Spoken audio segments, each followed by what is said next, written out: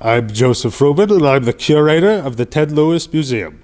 He started as a headliner, really, in 1917 at Rector's Restaurant in New York City. That was the first time he really hit the big time. And then he was a headliner until he died in 1971. And his last really big gigs with Las Vegas were in 1967. So he had a 65-year career in show business, which is really unmatched by anyone else of his generation. He lived longer than anyone else that he was famous with. Al Jolson, Sophie Tucker, Eddie Cantor. They were all gone, long gone by the time that he was still around and still kicking and performing. So he had a very long career, and he always made everybody happy.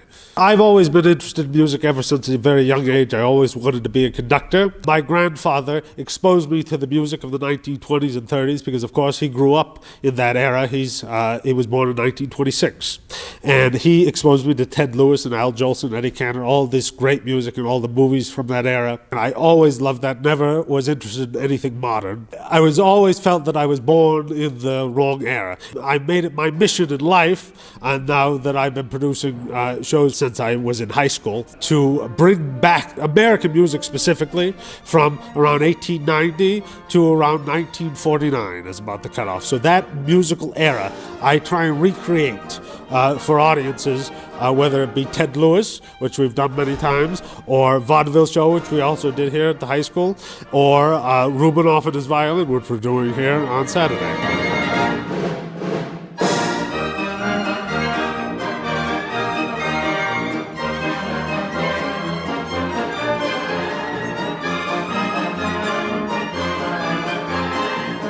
If you look at all the standards, what we call the Great American Songbook, all that music comes from the teens, 20s, and 30s. All that same era of music, Jerome Kern, George Gershwin, Irving Berlin's names that we still know today.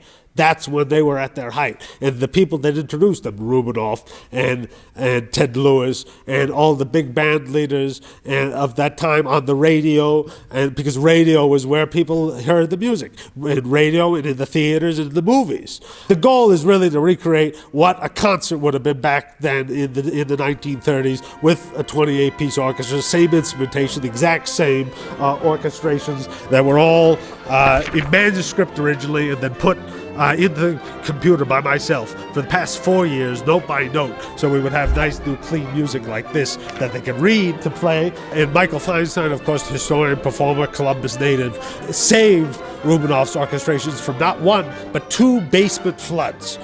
What was left of that we were able to access and restore for this concert. So it's really exciting, the first time this music has been heard in 80 years.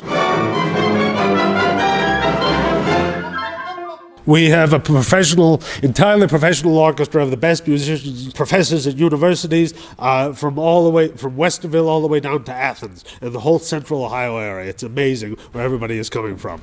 So should be a lot of fun this weekend on Saturday. Only $15 for adults and free for all children and students. It's our goal at the Ted Lewis Museum to keep these events affordable and accessible to the general population so that they don't have to pay $50 for a ticket for a professional concert. They can pay $15 and see a concert that's worthy of anything that you can see in the rest of the country. So we're really excited to bring this kind of music to Circleville and bring back history and let them step back into time in the 1930s just for one night to hear this music as it would have been played back then.